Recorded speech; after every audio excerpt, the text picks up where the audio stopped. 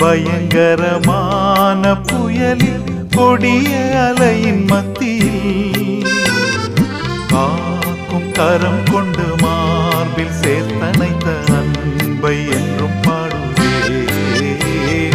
காக்கும் கரம் கொண்டு மார்பில் சேர்த்தனைத்த அன்பை என்றும் பாடுவே.